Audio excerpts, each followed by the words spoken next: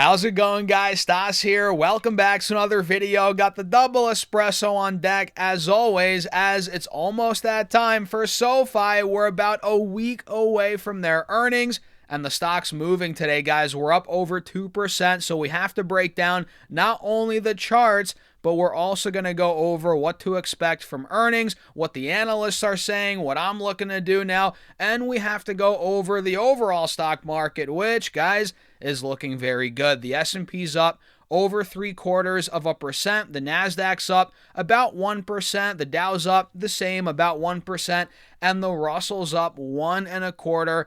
We're up across the board, guys. Silver's moving, gold's moving, and the VIX is down 9%. So let's dive into it. Hit the like button. Feel free to subscribe. Join the Patreon if you guys want to keep up with my portfolio updates. And there's been a lot going on this week in that portfolio, guys. And there's a private Discord. It's all linked down below, pinned in the comments as well. Or go to stasurfest.com/Patreon. And now, cheers again. I appreciate you all for tuning in. Let's talk about this. So, like I said, we are up across the board right now. Beautiful day for the overall stock market, and SoFi is moving as well. We're up about 2%, just over 2% on the day, as again, we're now about a week away from their earnings. They're coming out on the 30th of January, which is not obviously next Thursday, but next Friday, right? The 30th is 8 days away. So at this point, SoFi's testing a very critical spot on the charts, and we all know about the head and shoulders, right? The descending triangle. We've covered that the last couple of updates, last couple of videos, so no need to dive too deep into that. We all know it's there. And at this point in time, as I'm making this video, guys, we're testing the moving averages on the 4-hour chart. Still in a downtrend, still very much in a downtrend, but we're now testing this downtrend, in other words, to see if we're going to break through or continue the downtrend, right? So this is kind of the moment of truth in the very short term. Obviously, long term, this probably won't matter. It won't matter. But in the short term, 26.50 is a big resistance, right? That level needs to break. Quite frankly, $27 needs to break. So my one alert's at 26.50, and I'm putting another one now at 27 a share. So if we're able to get through that point, maybe into earnings, right? If we start seeing some momentum before earnings, we start breaking through 26.50, 27 a share. That's exactly what the bulls want to see, right? And of course, if earnings are strong, we start to get that push over 27, 28, then we could finally start to see that momentum to $30 plus. But I don't want to give you guys a bunch of hope, right? Because the reality is the charts aren't showing us that yet. The charts are not breaking out yet. That's the reality. But we have to be patient, and we have to keep it in the back of our minds, what levels to watch for that breakout. And again, they're $26.50, $27. And once we start taking those levels out, 28 needs to break, which I was pounding the table at, about $28. That needs to break. So earnings coming up, man. And this is what the analysts are saying right now about SoFi. Let me pull this up. And by the way, hit the like button, guys. Make sure to subscribe if you haven't done so already. Follow along for more. I think 50% of you all, funny enough, watch the content, right? But you're not subscribing, and that needs to change. So make sure you guys hit that subscribe button. So as of right now, as of January, a lot of analysts are putting a hold rating on SoFi. And I got to be honest, I agree with that. I think SoFi in the mid-20s is a hold. I think in the low 20s, like I've said before, high teens, I think it's a buy. But at this point, I got to agree with with the consensus here. We have 22 analysts here as of January. 11 have it as a hold. We have 5 buy ratings. 1 strong buy, it looks like. A couple sell, a couple underperform ratings. But yeah, I think overall, man, in the mid-20s, yeah, I think it's a hold. And if we do get that pullback somehow, some way, into, maybe not into earnings, but after earnings, I think a lot of buying pressure will come in, or a lot of people that have been waiting to get into SoFi will start to come in. And actually, let me see the price targets. Forgot to look at that. So look, the high on the street right now is $38 a share, which is a lot higher from where we are now. And technically, we're in the middle of the range right now on the price targets. The low is 12, the average is 27.11. We're currently at 26.11. So yeah, not too bad there. It's not like we're at the top of the or the high end of the range. We're not. We're more in the middle there, and take that for what you will, right? Obviously, take that with a grain of salt, guys. And when it comes down to the analyst estimates, look, number of analysts here, we have 5. Based on Yahoo Finance here, we have 11 cents being the average estimate for EPS, 11 cents also being the low estimate. And a year ago, they did 5 cents, with the high estimate being 12 cents. So EPS is projected to just over double year over year. I like that. And revenue, looking at the top line here, we have $982 million. That's the average estimate. The low is $959, and the high is $1.05 billion. So expect sales growth at about 33%.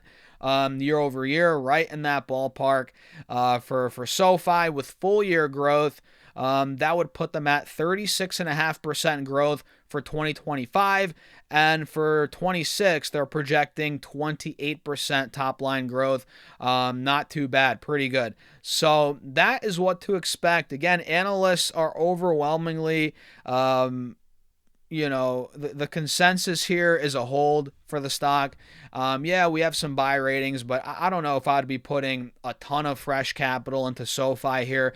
I want to get some insight on what they're going to do with all this cash, right? They raised $1.5 billion. Are they going to make an acquisition? Are they going to do this, do that? So I want a little more insight on that.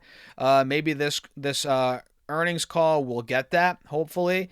And, the guidance, if the guidance is strong, obviously that's going to be good for the stock in the short term. But it's going to come down to earnings, obviously. And this stock's just been in limbo. It's been flat for months, and I think that's going to change here pretty soon.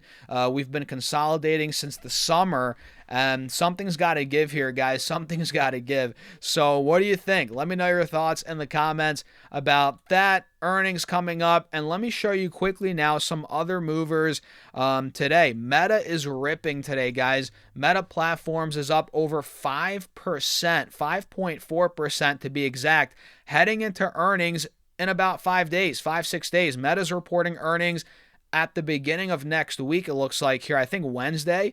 Next Wednesday, we're getting Meta's earnings. And today we got a buy rating from Jefferies.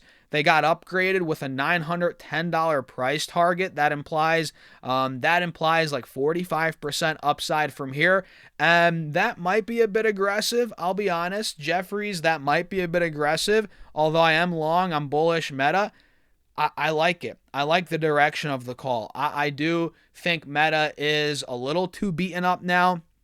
I think people are freaking out about the CapEx, thinking, oh, how is Zuckerberg going to monetize all this AI spend? Is this like the metaverse from 2020, 2021 again, which that tanked the stock. So a lot of people are getting PTSD now around the metaverse with AI here now in 2026.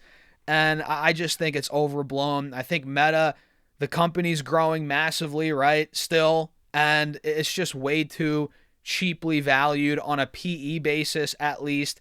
I think it's trading at least before this pop, it was trading at like 20 times forward earnings, which is nuts for the growth here. So for me, guys, I'm in Meta. I bought a bunch of it after the stock tanked last go around, last time they reported earnings. So I'm pretty, my position's pretty built out. Now I'm like, maybe I should have bought more at 600 a couple days ago, literally yesterday, right? But I didn't. Either way, man, I have a nice position built here in the low mid 600s, and I'm letting this thing ride. I think, maybe 9, 10, 12-month price target. That might be a little aggressive, but could this stock be in the 800s on a really good year this year, 850? Yeah, I think that's in the cards. and that's why I'm invested in Meta, not just for the move this year, but I think that could happen this year. But I think ultimately long term, beyond this year, we're gonna go to $1,000 plus. I don't think Zuckerberg is gonna screw this up. I really don't. And a lot of people doubt Mark Zuckerberg. Oh, he can't. He's not innovative. He's not this. He's not that. Watch what he's doing with the AI, or not the AI glasses, but whatever you want to call them, the Meta glasses. I think that is going to be a big player, or that's going to be a big product in the future. You know, the wearable space in general, I think is going to be big, and Meta is clearly coming after that market. They have been, right? And I think they could win that market. I really do. You know, Apple tried the Vision Pros for $4,000, $3,500. Yeah, they can make cheaper versions. Maybe they have cheaper versions in the pipeline, but I don't know. With where AI is going, what's the next big thing? You know, iPhones, smartphones are going to fizzle out in a little bit, probably in the next 10, 20 years. Who knows, right? What's the next big thing? Is it going to be Meta? Is it going to be Apple? Is it going to be, you know, Google? I don't know, but I think Meta is slept on here. The assets they own from Facebook, WhatsApp, Instagram, it's unbelievable. Billions of users, and they're monetizing like crazy. And I think, yeah, they're spending a good amount on this AI infrastructure, and it's questionable how Zuckerberg's going to really monetize it long term, but I have faith. I trust in Mark Zuckerberg, and when you're investing in stocks, guys, you got to invest in obviously the management team, the CEOs, the founders. You're not just investing in the business, you're investing in the management team, the decision makers, and I think Zuckerberg is going to do a good job long term. I do. So yeah, Meta ripping. I'm not surprised. We do have some other movers today. Novo Nordisk ripping as well, 4.5%, which this is one that I'm in. You know, I'm in a bunch of shares. I actually sold out of my call options for a 50% gain a couple trading days ago. And it's still fighting to break through. Novo's still fighting to break through that high from the middle of September, which is a reason why I did sell out, locked in some profits on those call options, because the last thing I want to do is, oh, Novo gets rejected at $62, then we ride it down to $50 again. I don't want to do that with those calls, at least. So I got out of those calls, locked in a juicy profit. I'm letting those shares ride because ultimately long term, I think there's a good chance we rip through $62.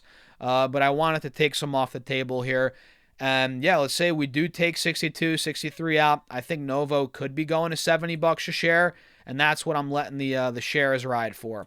So what do you guys think? You know, a little long-winded here in this video. Let me know your thoughts in the comments. Join the Patreon if you guys want to be a part of my private Discord. See how I build my portfolio every single week. We're investing fresh capital. We actually rebalanced a little bit yesterday. You know, lots going on in that portfolio, man. We're really trying to grow it big time into, you know, really the goal is to grow it to $1 million by 2030, right? The Patreon portfolio. That would be insane. That's the goal right now.